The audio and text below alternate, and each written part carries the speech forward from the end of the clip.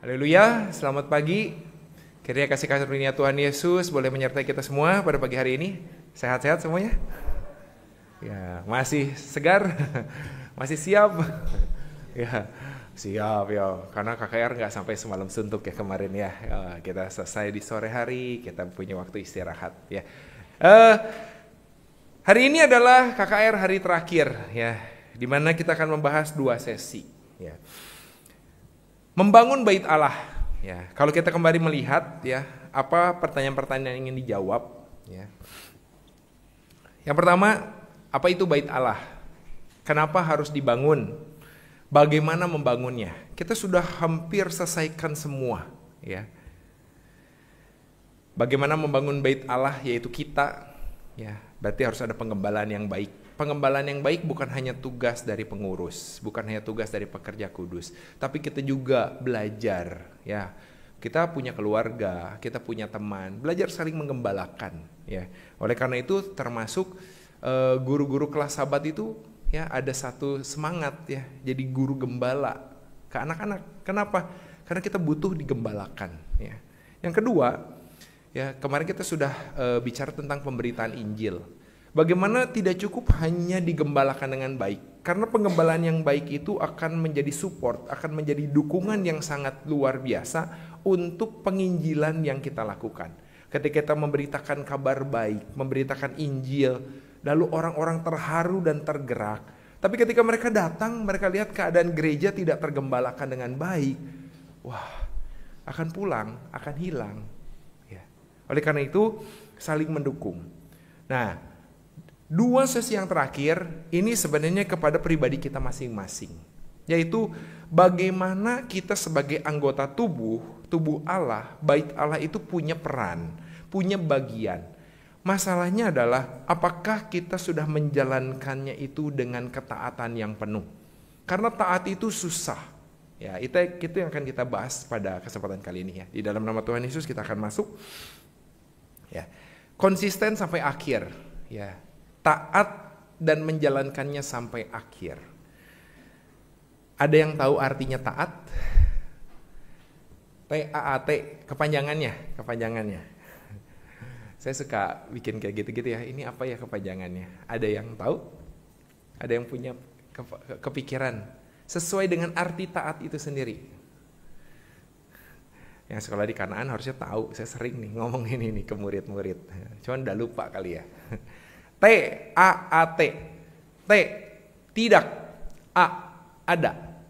A-nya kedua, alasan. T yang terakhir, titik. Kalau koma jadi ada alasan dong. Tidak ada alasan, titik, itulah taat. Nggak bisa pakai tapi. Tidak bisa demikian.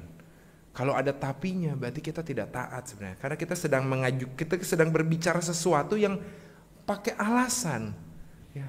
Tapi masalahnya adalah menjaga ketaatan itu konsisten sampai akhir itu bukan perkara yang mudah ya. Saya sedang menjalankan satu program, sebenarnya bukan untuk gaya-gayaan ya. Tapi karena saya bermasalah dengan pinggang ya. Pandemi yang lalu ya, semua bertumbuh termasuk badan ya. Saya sampai merasakan sekali-kalinya seumur hidup gitu ya. Berat badan itu sampai 117 kilo. Ya. Buset. Ya mohon maaf ya. Tapi ya ketika pandemi memang benar ya, nggak banyak aktivitas ya. Online duduk terus gitu ya. Wah. Apa efeknya? Tadinya saya pikir no problem ya. Masih muda. Wow, belum ada 40 waktu itu. Masih oke. Ternyata nggak demikian. Tiba-tiba pinggang saya sakit. Ini yang pertama, periode pertama. Waduh, lagi COVID, sakit pinggang. Jalan itu sampai sulit sekali. Tidur itu ya. Ada yang pernah hamil? Gimana orang hamil kalau mau bangun tidur? Nggak bisa begini ya. Nggak bisa begini ya. Miring, dorong pakai tangan. Bener gak sih? Bener ya, gitu kan ya. Yang belum hamil jangan jawab, nah, kan belum pernah. Nah, ya, bener loh. Saya nggak bisa begini, saya nggak bisa bangun begini. Harus miringin begini, terus dorong pakai tangan. Karena pinggang saya nggak kuat untuk bangun. Waduh, saya pikir ini kenapa ya, belum juga 40 saya bilang. Terus apa yang terjadi? Saya periksa ke dokter. Ya. Ke klinik dulu, lalu dapat rekomendasi ke rumah sakit yang lebih besar. Mungkin syarafnya Pak, waduh syaraf kejepit nih saya pikir. Dicek lagi ternyata puji Tuhan bukan. Tapi ada tulang keropos ya. Dokter ronsen, dokter lihat, ini ada apa nih bagian ini nih, tulangnya ada yang keropos, terus ada yang tajam itu nusuk ke otot, ototnya luka katanya. Waduh, terus gimana? Ya ada beberapa tahap yang harus saya lakukan. Cuman di situ saya tidak fokus kepada satu program yang saya jalankan sekarang. Ya, saya lupa ya pengobatan, tidak fokus ke akar masalahnya. 1 tahun berselang, 2 tahun berselang, sakit lagi pinggang saya. Dan bukan hanya pinggang, sekarang lutut. Jalan terseret-seret. Wah, ini apa yang dulu ya saya pikir. Periksa ke dokter. Ternyata bukan, puji Tuhan. Tapi dokter langsung vonis saya, Bapak terlalu gemuk. Waduh, sakitnya di sini ya. Ya, terus saya bilang kan, oke, terima kasih dok. Tapi apa yang harus saya lakukan? Ya, dibilang kalau saya juga pernah mengalami kayak bapak, tapi nggak segebuk bapak sih. Tapi ada beberapa yang bisa saya anjurkan. Dia bilang, 1, bapak lakukan intermittent fasting, katanya, supaya memberi waktu perut untuk mencerna. Bapak udah makin tua, metabolisme kurang bagus, jadi harus dikasih waktu supaya mencerna dengan baik. Dokter ini baik ya, tapi kata-katanya pedas gitu ya. Tapi bagus gitu ya. Terus setelah itu apalagi untuk mempercepat penurunan berat badan, kurangin makan karbo Pak.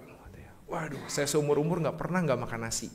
Saya selalu makan nasi. Saya bilang, ya ini tantangan Bapak. Waduh. Sulitnya adalah bukan saya gak pernah melakukan diet. Ya, dulu pernah diet terpaksa. Ya, Ko Ferdi tahu waktu zamannya Sister Dorin ya. Dietnya terpaksa. Kenapa? Saya diare 3 bulan. Itu setiap hari makan gak enak, buang-buang. Aduh, saya turun 14 kilo. Terpaksa karena diare. Tapi itu gak sehat. Begitu sembuh, langsung membesar lagi. Jadi gak konsisten. Tapi kali ini harus coba konsisten. Kenapa? Karena semakin tua, usia semakin besar, metabolisme semakin tidak baik, sedangkan tubuh ya semakin besar, itu akan membebani. Dokter bilang, Pak, ini lutut 1, nanti lutut 2, nanti ke ankle, pergelangan kaki. Nanti Bapak susah jalan.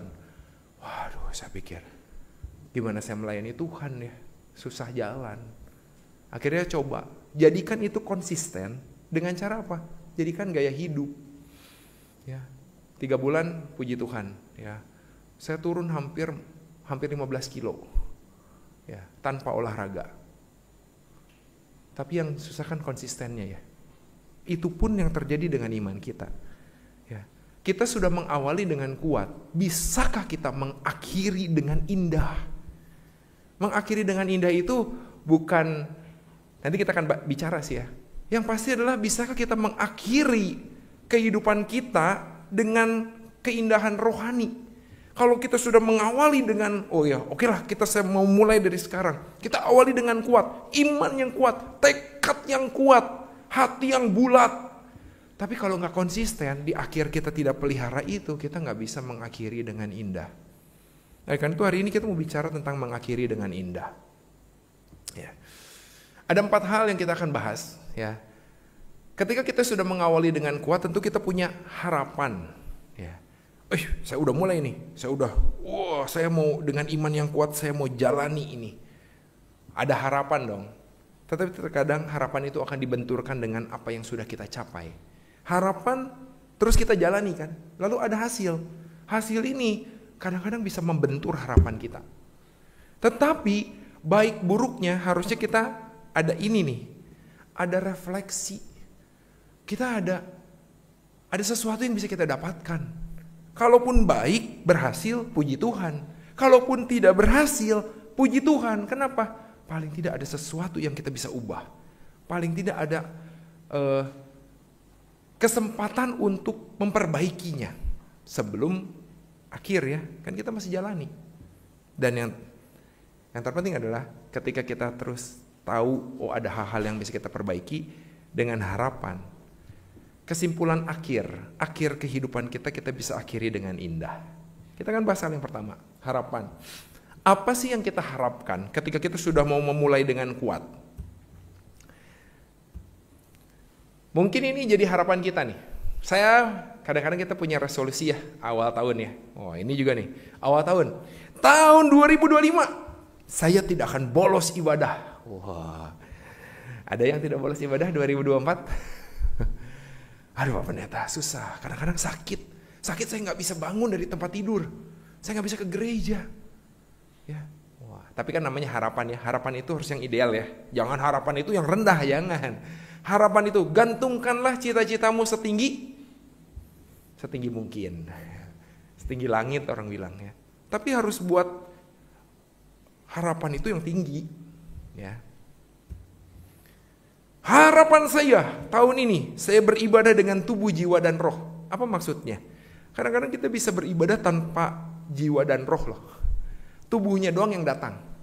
Duduk. Tapi kita mikirin hal yang lain.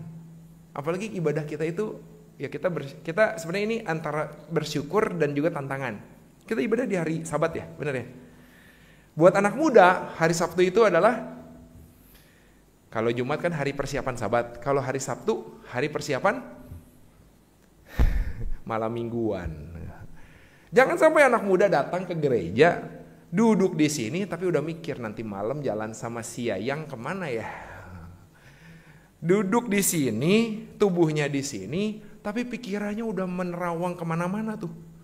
Setelah ini saya mau ngapain ya? Jangan. Yuk duduk di sini, tubuh kita, jiwa kita, roh kita, fokus. Ketika ibadah, beribadahlah. Ya.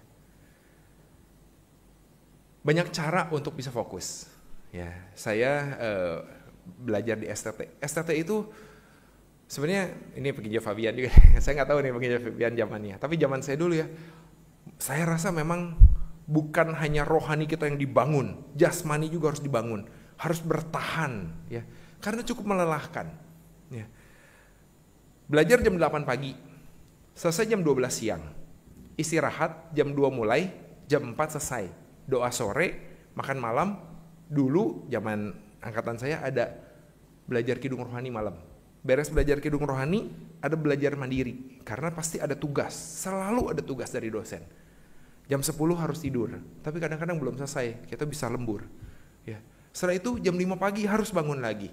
Olahraga, doa pagi, dan rutinitas setiap hari. Itu melelahkan. Ya. Apalagi kalau pelajarannya padat, tugasnya banyak. Wah, waktu kuliah terkadang ya. Saya ingat Pendeta Daniel Chin. Wah, dia kan cukup ini ya, semangat ya, ngajar semangat. Lihat siswa ngantuk, dia deketin tuh siswa. Terus apa? Udah ngantuk-ngantuk, dia kagetin. Prak dari belakang. Haleluya. Dipijit-pijit tuh siswa ya, supaya seger ya. Kadang nggak sadar loh, lelah. Kadang-kadang tidak belajar dengan tubuh, jiwa dan roh. Lalu akhirnya kita berpikir ya, saya sih punya beberapa cara. Teman-teman saya banyak yang minum kopi supaya fokus. Oh ya, seduh kopi. Setiap istirahat 1 gelas. Oh ya, bayangin ya, 1 hari itu bisa 4-5 gelas tuh ya. Wah, supaya segar. Saya nggak suka minum kopi. Saya pikir apa ya? Ngemil nggak boleh ya, sambil kuliah ngemil nggak boleh ya, dimarahin sama dosen. Kalau minum masih boleh. Akhirnya, saya dapat beberapa cara. Yang pertama, kalau ngantuk, kita punya ujung lidah. Ujung lidah itu tempelkan ke langit-langit mulut kita, terus gerak-gerakin. Geli. Nah, ngantuk sekali, lakukan itu, hilang ngantuk ya, lumayan. Jangan dicoba sekarang, belum ngantuk kan, masih pagi. Wah lumayan tuh, tapi lama-lama nggak mempan. Saya suka begitu, ada misalnya, ini izin sebentar keluar, izin sebentar keluar, saya suka antara push up atau squat jump. Biar panas badannya. Wah, panas kan seger, masuk lagi ke dalam. Wah, ya. Ada yang ketiga, tapi itu mengganggu. Saya kehilangan banyak waktu dari pelajaran karena itu. Ada yang ketiga, saya suka lakukan ini nih. Duduk, begitu udah ngantuk, saya angkat bagian belakang. Sehingga ini kursi, saya coba gini nih, kaki saya nih. Kalau duduk gini, saya coba angkat sedikit. Sehingga kaki saya bukan kram. Kaki saya kejang gitu ya. Tapi jadi panas ya, jadi akhirnya agak sedikit panas, terbakar, jadi melek lagi nih, udah ngantuk gitu ya. Dan itu tidak mengganggu, karena saya sambil nulis. Tapi banyak cara bisa dilakukan supaya kita bisa fokus. Banyak cara yang dilakukan. Yang ketiga, harapan saya sudah ambil pelayanan tahun ini. Wah, tahun lalu belum. Saya punya tekad, tahun ini ambil pelayanan. Tapi Pak Pendeta saya nggak bisa. Kayaknya saya nggak diberi talenta oleh Tuhan. Betul? Ada yang merasa tidak diberi talenta oleh Tuhan untuk melayani? Pak Pendeta saya nggak punya talenta. Mari kita buka Matius pasal 25. Ini memang bicara tentang hal kerajaan sorga ya. Tapi ini ada bicara tentang talenta. Ya, saya suka nih bahas ini. Ya. Matius pasal 25 kita buka mulai dari ayat 14. Matius 25 ayat 14. Sebab hal kerajaan sorga sama seperti seorang yang mau berpergian ke luar negeri dan memanggil hamba-hambanya dan mempercayakan hartanya kepada mereka. Ayat 15, yang seorang diberikan 5 talenta, yang seorang lagi 2 talenta, dan yang seorang lagi 1 talenta, masing-masing menurut kesanggupannya, lalu ia berangkat. Apa artinya? Kalau talenta ini kan hal kerajaan sorga ya. Tapi kadang-kadang juga kita bisa coba ambil ini sebagai analogi. Kalau kita anggap itu talenta itu adalah benar-benar talenta kita, ya, kemampuan yang Tuhan berikan kepada kita sesuai dengan kesanggupan kita masing-masing. Di sini dituliskan tidak ada yang diberi 0. Minimal 1. Artinya semua orang punya talenta. Bukan gak punya talenta. Kadang kita belum menemukan talenta kita. Kadang kita perlu bertanya kepada orang, minta pendapat, apa yang saya bisa lakukan? Apa sih talenta saya? Benar. Di GLC, gereja kecil ya, masih pos pelayanan. Orangnya sedikit 30-an. Pemudanya, remajanya sedikit juga. Ya, kelas sahabat itu ya bisa gurunya lebih banyak daripada muridnya. Ya. Terus ada satu orang remaja. Remaja ini kalau ke gereja selalu pakai masker. Terus nggak banyak bicara, karena kan dia ikut ibadah cuma duduk. Terus dia nggak ikut PAMS, dia ikutnya kelas sahabat. Jadi saya nggak pernah tahu nih orang. Ya, saya cuma tahu namanya. Saya suka panggil, saya suka ajak ngobrol, tapi dia nggak banyak bicara. Sampai suatu hari kita family day. Ketika family day, saya dibukakan satu hal. Ternyata nih anak punya suara bagus sekali. Kayak penyiar radio. Dan saya baru tahu ketika family day. Kita ngobrol-ngobrol, terus suara kamu bagus banget, saya bilang.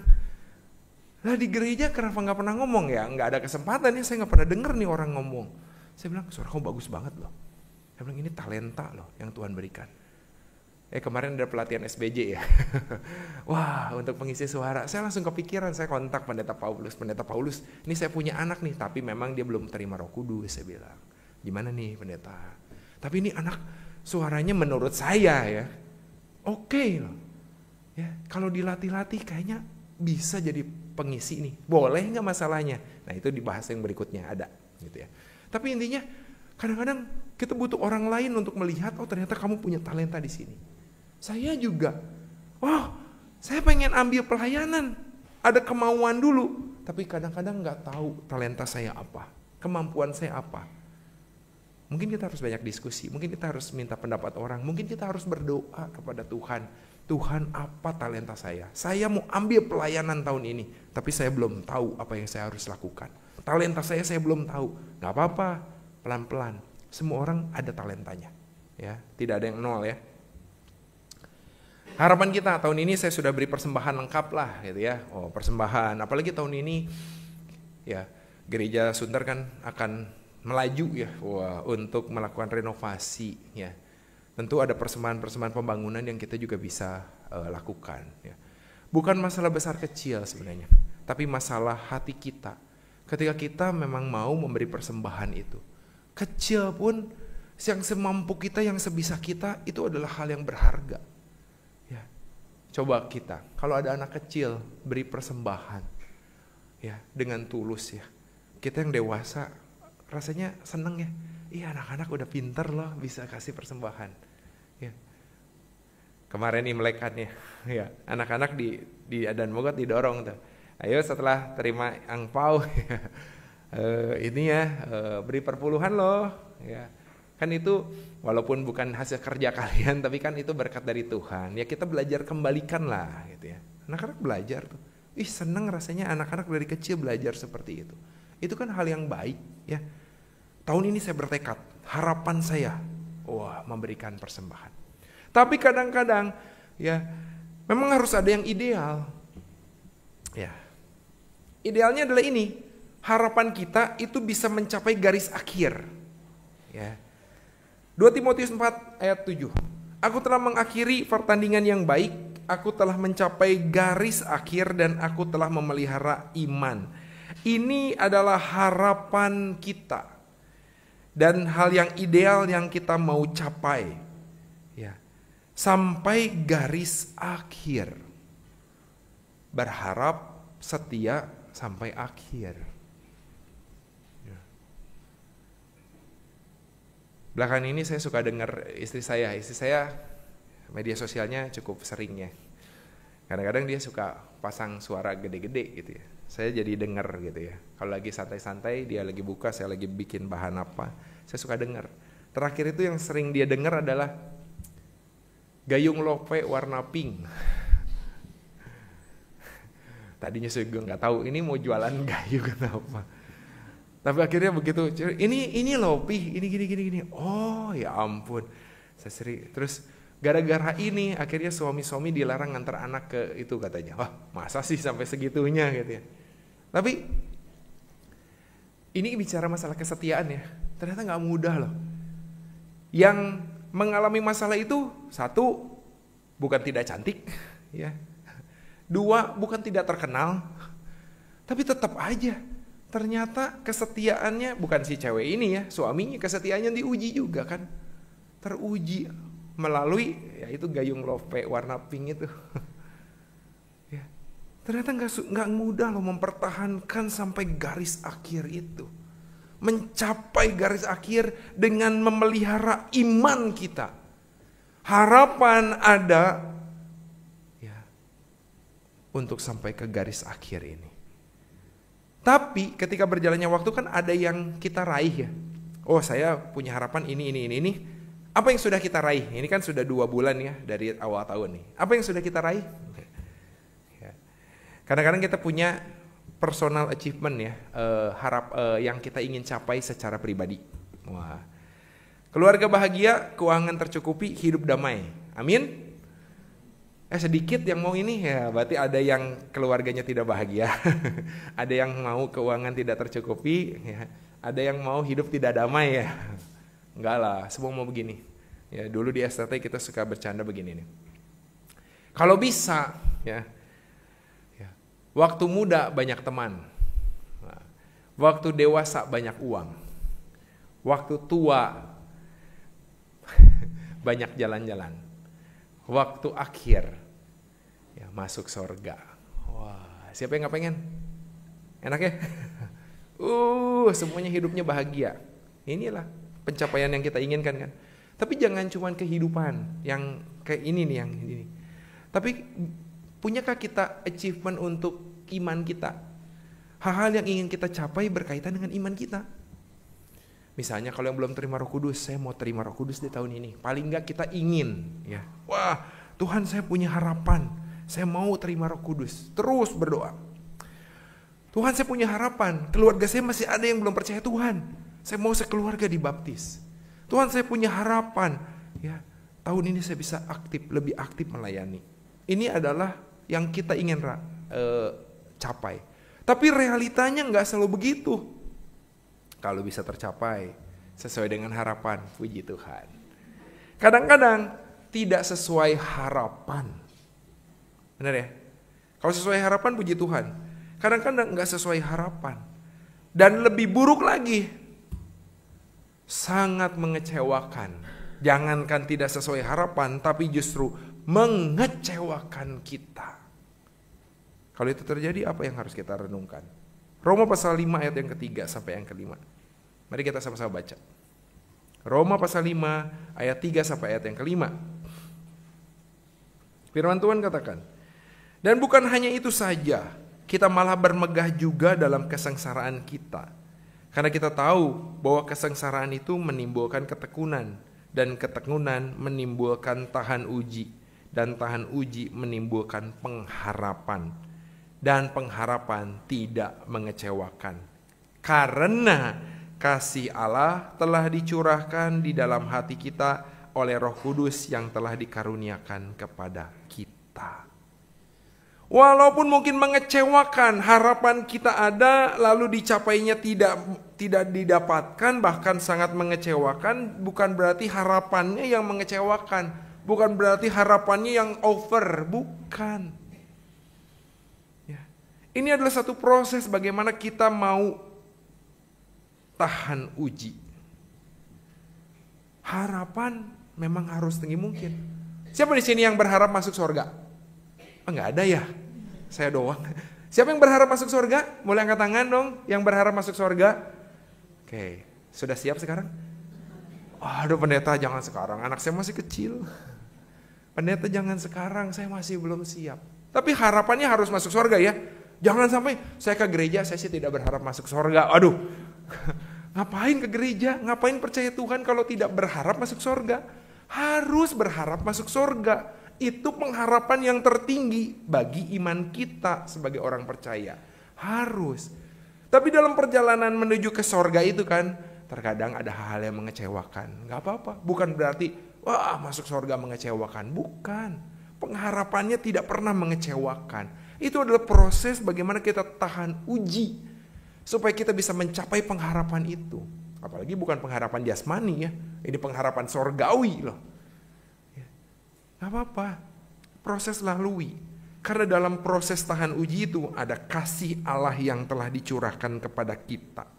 Ada Roh Kudus yang telah dikaruniakan kepada kita. Roma pasal 5 ayat yang kelima katakan demikian. Pengharapan itu tidak pernah mengecewakan. Karena Tuhan menyatakan kasih-Nya, Tuhan menyertai kita melalui Roh Kudus-Nya. Tidak pernah mengecewakan. Cuman kita perlu tahan uji. Dan tahan uji itu tidak mudah. Ya. Ada yang HP-nya pakai sertifikasi IP berapa ya? Yang paling kuat tuh IP berapa?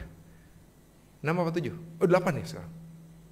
68. Oh IP 68. Ada HP apa ya? Tipe apa ya? Itu kan tahan air ya. Bisa buat pakai ngaduk kopi. Tapi nggak rusak ya. Wah.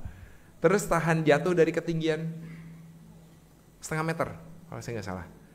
Ada yang punya? Apa ya tipe HP-nya? Saya punya nggak soalnya. Ya, saya tahan air HP-nya, artinya nggak boleh kena air. Ya, anti air ya. Kalau ada kita coba ya sekarang untuk membuktikan tahan uji atau tidak. Wah jangan pendeta. Kan tahan uji itu harus dicoba, benar nggak? Nah sekarang membuktikan kita tahan uji atau tidak, bagaimana caranya? Kalau tidak ada pencobaan, kalau tidak ada ujian, kita nggak pernah tahu. Makanya ketika mengecewakan, wah ini ujian dari Tuhan, ini pencobaan dari si jahat, tidak apa-apa. Karena itu membuat kita tahan uji. Oke? Yang kita bisa ambil dari proses itu ya, ada harapan tercapai. Wah, entah itu tercapai penuh, entah itu tidak tercapai, entah itu mengecewakan. Selalu ada pengajaran, benar gak sih? Ya. Anak-anak jatuh, bagus atau enggak? Lari-lari jatuh, enggak bagus ya? Kasihan kan? Jatuh, berdarah, aduh, kasihan ya. Tapi di balik jatuhnya itu ada pengajaran. Ya. Kenapa jatuh? Lari-lari. Emang lari-lari bisa jatuh? Karena kesandung. Kenapa bisa kesandung? Tidak hati-hati. Kenapa tidak hati-hati? Karena lari. Jadi jangan lari. Kalau lari harus hati-hati. Lihat ya, pengajarannya? Satu, jangan lari-lari. Kalau nggak perlu lari, kenapa harus lari? Kedua, kalaupun harus lari, hati-hati, lebih waspada. Itu kan pengajaran-pengajaran yang sederhana yang didapatkan dari peristiwa bahkan terburuk sekalipun. Hidup kita ada hal yang baik, ada hal yang buruk. Apa pengajaran yang kita bisa ambil? Satu, kita harus menyadari kita punya harapan, mungkin harapan sorgawi tetap ya, tapi kita kadang-kadang juga punya harapan duniawi. Tetapi kita harus menyadari kita itu begitu lemah. Harapan kita memang bisa tinggi, tetapi kadang-kadang kita tidak bisa mencapainya karena kita begitu lemah. Yesaya pasal yang ke-55 ayat 8 sampai ayat yang ke-9. Mari kita sama-sama baca. Yesaya pasal 55 ayat 8 sampai ayat yang ke-9. Ayat 8. Sebab rancanganku bukanlah rancanganmu, jalanmu bukanlah jalanku. Demikianlah firman Tuhan. 9. Seperti tingginya langit dari bumi, demikianlah tingginya jalanku dari jalanmu dan rancanganku dari rancanganmu. Kita harus menyadari betapa lemahnya rancangan kita, betapa lemahnya jalan kita, betapa lemahnya diri kita. Sehingga ketika kita punya harapan lalu tidak tercapai, yaitu karena memang kita lemah. Gak apa-apa. Tapi kita jadi tahu kan, oh ternyata gak bisa nih pakai jalan begini. Saya mau terima Roh Kudus. Doa mohon Roh Kudusnya sebulan sekali. Kelemahan kita. Karena mungkin kita gak bisa, gak ada waktunya. Itu kelemahan kita, sadari dulu. Wah, saya masih lemah di sini nih. Apa yang saya bisa perbaiki? Oke, saya nggak sebulan sekali. Saya coba sebulan 2 kali. Itu udah bagus. Itu ada improvement tuh. Itu bagus tuh. Terus, wah, kayaknya masih kurang nih. Saya mau sebulan 4 kali. Artinya tiap Jumat malam datang. Ya, kalau doa mohon Roh Kudus kan biasanya Jumat malam. Tiap Jumat malam saya datang. Kayaknya masih kurang juga nih. Saya mau tambahin lagi sebulan 8 kali misalnya ya. Di mana saya doa sendiri di rumah? Bisa nggak doa sendiri di rumah? Bisa loh. Tapi ketika ada di gereja ada doa Roh Kudus, jangan lupa ambil juga kesempatan itu. Sadari kelemahan kita, lalu perbaiki. Yang kedua, menyadari ada kehendak Tuhan. Yakobus pasal 4 ayat 13 sampai 15. Yakobus pasal 4 ayat 13 sampai 15. 13. Jadi sekarang hai kamu yang berkata, hari ini atau besok kami berangkat ke kota Anu dan di sana kami akan tinggal setahun dan berdagang serta mendapat untung. Sedang kamu tidak tahu apa yang akan terjadi besok. Apakah arti hidupmu? Hidupmu itu sama seperti uap yang sebentar saja kelihatan lalu lenyap. Sebenarnya kamu harus berkata, jika Tuhan menghendakinya, kami akan hidup dan berbuat ini dan berbuat itu. Inilah indahnya kita orang Kristen. Kita punya harapan, kita coba capai itu, tapi kita harus tutup dengan jika Tuhan menghendaki. Tuhan Yesus pun beri contoh begitu ya. Ketika dia berdoa, sebelum dia harus menjalani pengorbanan yang begitu dahsyat dan berat, jika mungkin biarlah cawan ini lalu daripadaku. Cawan penderitaan loh ya. Karena ada kemanusiaannya, ada kedagingannya yang begitu berat menghadapi penderitaan yang akan dia rasakan. Tapi Tuhan berikan contoh di bagian akhir. Bukan kehendakku, tapi kehendakmu yang jadi. Itu luar biasa. Bisa gak kalau kita minta sesuatu kepada Tuhan? Tuhan, saya ingin ini, ingin itu. Boleh ini, boleh itu kah Tuhan? Tapi kita tutup. Tapi kehendakmu yang jadi. Artinya, ya kita bisa lemah, kita bisa tidak tercapai, tapi itulah kehendak Tuhan.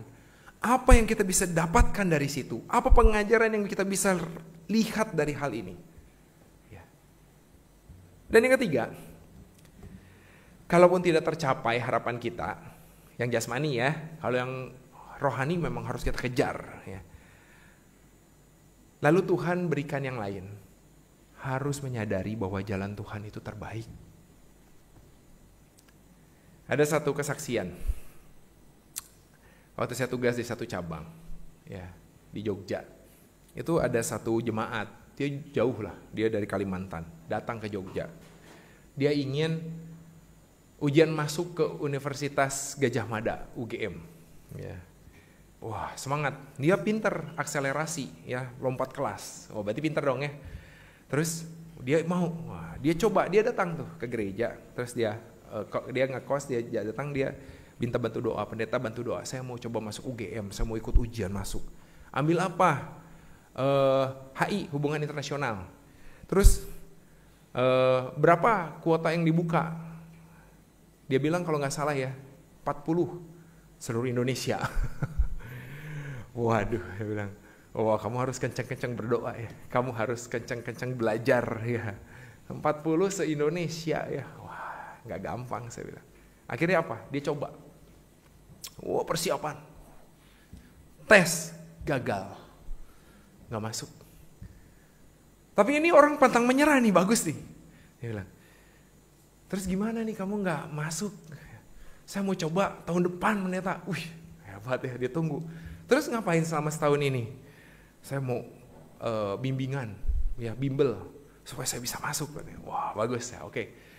Tapi kan kasihan juga ya. Terus akhirnya saya usul ke gereja. Gereja kita ini ada ini nih, dia kos di luar, kasihan juga nih mahal gitu ya. Boleh nggak di gereja? Terus gereja pikir-pikir, apa sekalian aja lah pendeta, kalau ada yang mau kuliah di Jogja, kita buka aja gereja buat mereka katanya. Mereka ya kita gini lah, kita minta mereka sumbang aja buat gereja, terserah mereka berapa mau kasih. Akhirnya kita buat beberapa kamar di gereja Jogja, ya ada 3 tuh. Dan pas kebetulan ada 3 yang kuliah di Jogja, ya udah dah 3 tuh masuk. Ya. Setahun itu bimbel, wah terus setiap hari pergi dia. Tahun kedua tes, masuk? Enggak. Wah 2 kali. Yang tadinya dia lompat kelas udah kesusul nih sama temennya gitu ya. Terus saya bilang, ini udah 2 kali, gimana? Saya masih semangat. Wah ini luar biasa nih, ini orang 3 tahun akhirnya. Tapi saya beri pemahaman, saya beri sedikit masukan. Kadang-kadang kita punya harapan, tapi kita harus tahu kehendak Tuhan itu jauh lebih baik. Jadi kamu ya sekarang coba, pilihannya jangan cuma itu ya. Pilihan yang lain deh, sama. Gak apa-apa yang itu tetap coba usahakan, pilihan yang lain. Kan 3 kali gagal kan dapat gelas kan ya. Jadi coba pilihan yang lain. Akhirnya apa? Benar, dia coba turuti ya. Dia pilih 1 di UGM, 1 lagi saya nggak tahu tadinya. Tes, berhasil, gagal, 3 kali gagal. Tapi pilihan yang 1 lagi berhasil. Saya bilang, tapi saya keterima yang 1 lagi pendeta. Di mana? Universitas Indonesia. Apa? Mandarin. Ya udahlah. Kalau nggak masuk yang ini Tuhan buka jalan yang ini, saya bilang. Nggak jelek juga, UI kan nggak jelek ya, lumayan ya. Ya. UGM nggak masuk ya ke UI, ya udah masuk aja. Akhirnya benar dia masuk, dan akhirnya bisa kuliah, lulus, kerja. Kadang-kadang kita nggak bisa hanya fokus, kita harus menyadari memang ada kehendak Tuhan, ya. Kita baca Yeremia pasal 29 ayat yang ke-11. Yeremia pasal 29 ayat 11. Firman Tuhan, Yeremia 29 ayat 11. Sebab aku ini mengetahui rancangan-rancangan apa yang ada padaku mengenai kamu. Demikianlah firman Tuhan, yaitu rancangan damai sejahtera dan bukan rancangan kecelakaan, untuk memberikan kepadamu hari depan yang penuh harapan. Rancangan Tuhan bagi kita itu bukan rancangan kecelakaan loh. Rancangan damai sejahtera. Cuman kadang kita yang mengeraskan hati nih, gak mau ikut rencana Tuhan. Gak mau mengikuti jalan Tuhan. Padahal Tuhan udah siapkan rancangan damai sejahtera yang memberikan kepada kita hari depan yang penuh harapan. Kadang-kadang kita suka ngotot dulu ya. Ya gak apa-apa, itulah manusia. Wah, mau berjuang. Tapi ketika sudah berjuang dan ternyata Tuhan buka jalan yang lain, ambil jalan itu. Ya. Inilah pengajaran yang kita bisa dapatkan. Walaupun mungkin nanti hasilnya mengecewakan, paling gak kita bisa menyadari, oh Tuhan punya jalan, Tuhan punya kehendak. Dan kesimpulannya adalah apa? Apapun yang kita harapkan, ya, apapun yang kita capai, yang kita raih, walaupun itu mengecewakan sekalipun, selalu ada pengajaran penting yang boleh menjadi hal yang baik untuk kita. Ya. Tapi satu hal yang pasti, Tuhan menginginkan kesetiaan kita sampai akhir. Terutama adalah pengharapan sorgawi itu. Konsistensi kita. Kita mau bangun diri kita sebagai bait Allah. Nggak cukup bangun 1 tahun. Nggak cukup bangun 5 tahun. Bangunlah itu sampai akhir. Bangunlah sampai akhir. Ini saya dapat kesaksian ya. Saya lupa dia pendeta siapa, tapi kesaksian ini bagus gitu ya. Atau waktu ke Taiwan saya lupa gitu ya. Waktu khotbah seorang pendeta. Tapi kesaksian begini nih.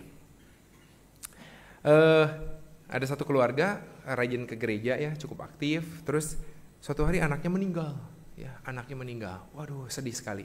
Terus orang tuanya berdoa. Dan ketika berdoa ya mereka mohon kepada Tuhan lah yang terbaik lah bagaimana ya. Tuhan beri kesempatan anaknya hidup lagi. Ya, entah itu mati suri, entah bagaimana ya. Tapi kesaksian itu katakan anaknya bangun lagi, hidup lagi gitu ya.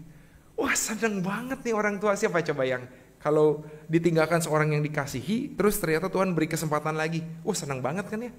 Waduh puji Tuhan. Wah. Tapi masalahnya kan bukan, keselamatan itu bukan meninggal lalu bangkit lagi. Bukan di situ tuh. Tapi bagaimana ketika sudah hidup kembali, setia sampai akhir. Tapi setelah itu terjadi, apa yang terjadi? Anaknya kan begitu senang gitu ya. Oh dapat kesempatan hidup lagi. Akhirnya melupakan Tuhan. Mengejar impian duniawi. Wah saya mumpung dikasih Tuhan kesempatan hidup lagi nih. Apa yang duniawi yang saya belum coba lakukan saya mau. Sampai akhirnya dia lupa Tuhan. Padahal Tuhan yang memberi kesempatan itu. Sampai ini memang ungkapan kekecewaan yang sangat besar ya dari orang tuanya. Orang tuanya bilang, tahu begini kemarin gak didoain. Kenapa? Karena kemarin meninggal dengan iman yang baik kepada Tuhan. Nah sekarang, ia pergi dari Tuhan. Tapi gak boleh gitu juga ya. Doain kan. Kan belum berakhir nih. Ya, mungkin saat ini dia jadi anak yang hilang, gak apa-apa. Ya, tapi tetap anak kita loh. Doain menurut saya sih ya. Doain, doakan terus. Kalau Tuhan bisa bangkitkan dia, tidak ada sulitnya bagi Tuhan untuk mengubah dia. Cuman dia perlu melembutkan hati. Dia perlu berbalik kepada Tuhan. Sehingga akhirnya nanti pada akhirnya bisa setia juga kepada Tuhan. Karena ketika kita setia kepada Tuhan, ada berkat yang luar biasa yang Tuhan sudah siapkan bagi kita. Wahyu pasal 2 ayat yang ke-10, mari kita baca. Wahyu pasal 2 ayat yang ke-10. Jangan takut terhadap apa yang engkau harus derita. Ya. Jangan takut terhadap apa yang harus engkau derita. Jangan takut. Sesungguhnya iblis akan melemparkan beberapa orang dari antaramu ke dalam penjara. Maksudnya ke dalam penderitaan. Ya. Supaya kamu dicobai dan kamu akan beroleh kesusahan selama 10 hari. Artinya ada batas waktu. Ya, tidak selama-lamanya. Ya. Hendaklah engkau setia sampai mati. Dan aku akan mengaruniakan kepadamu mahkota kehidupan. Inilah yang akan kita dapatkan ketika kita mengawali dengan kuat dan mengakhiri dengan indah. Tuhan karuniakan kepada kita mahkota kehidupan ketika kita setia sampai mati. Mudah? Tidak mudah, karena kita masih jalani ya. Kita nggak tahu kapan kita pulang kepada Tuhan. Tapi ini menjadi satu pengharapan yang luar biasa. Ya. Pengharapan iman kita, pengharapan rohani kita. Kiranya ini boleh menjadi kekuatan bagi kita untuk mengakhiri dengan indah. Amin.